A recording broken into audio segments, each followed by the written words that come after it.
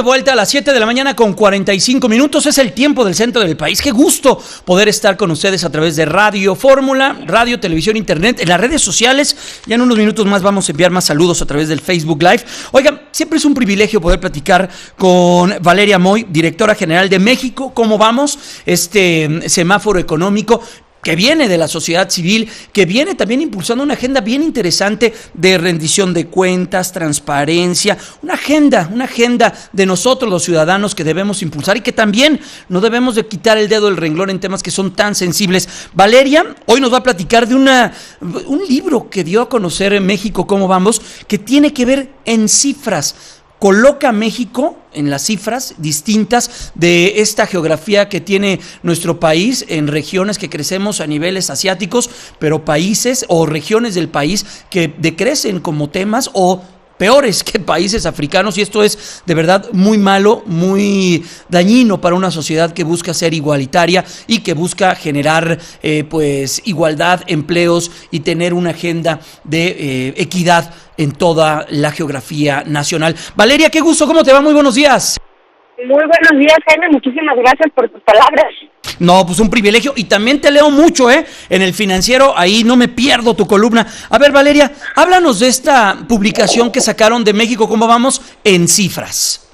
Mira, te cuento la idea de hacer esto, que ese es como el origen, lo que hace que esto surja. Nosotros lo que vemos en México, ¿Cómo vamos?, al darle seguimiento económico a todas las variables de la economía, tanto a nivel nacional como a nivel estatal, es que hay mucho más conocimiento de todas las variables a nivel nacional. Cuando hablamos de creación de empleo, hablamos de el crecimiento de la economía y de la inflación y de la deuda, hablamos como de lo que pasa en todo el país. Y eso está muy bien porque es muy fácil la comprensión, es bastante más digerible. Sin embargo, los promedios tienen por un lado la ventaja de ser más fáciles, pero por otro lado tienen la desventaja de que ocultan un montón de información y disfrazan enormes diferencias.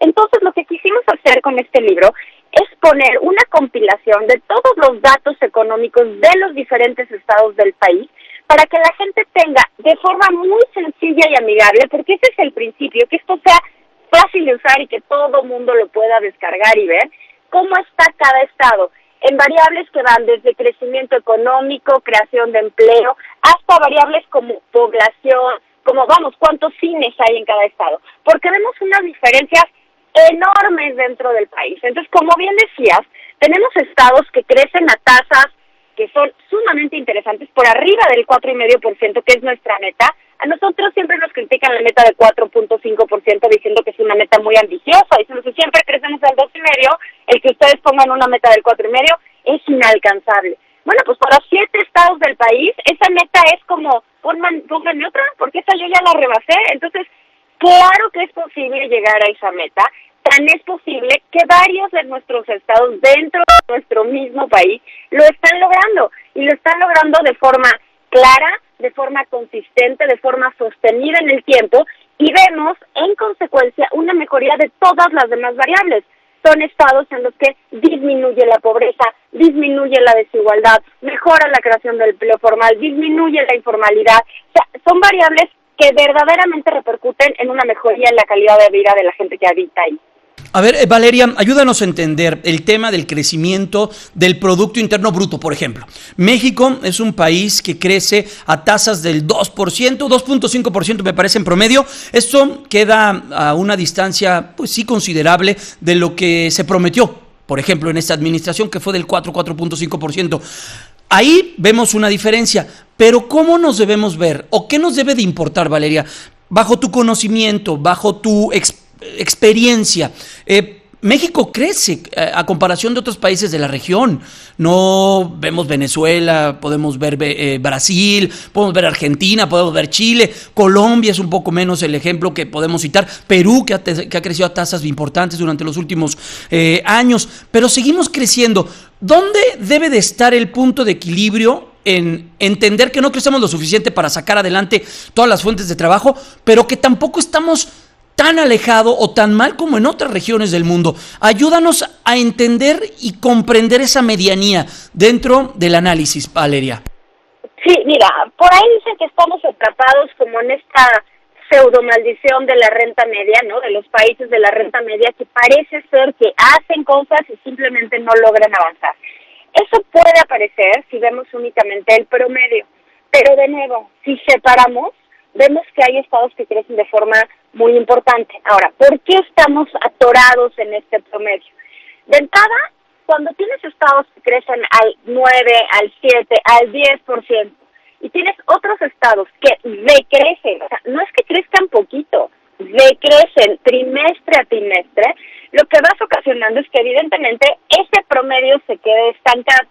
Ahora, dicen por ahí que el país tiene un potencial de crecimiento de alrededor de 3 o 3,5%. ¿A qué me refiero con potencial de crecimiento?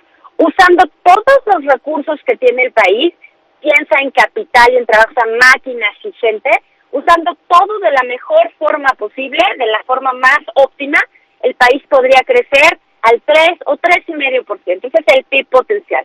Entonces ahí es cómo nos comparamos. Este 2.5 al que estamos creciendo, el año pasado fue 2.3, pero bueno, este crecimiento por arriba del 2 que estamos teniendo, pues ¿es bueno o es malo? Bueno, pues evidentemente todo depende de con quién te compares y todo depende de con quién quieras jugar, ¿no? De en qué liga quieras jugar. México, al ser una economía emergente, tendría que crecer a tasas más altas. Eso es algo que de repente se nos olvida y es únicamente una cuestión porcentual.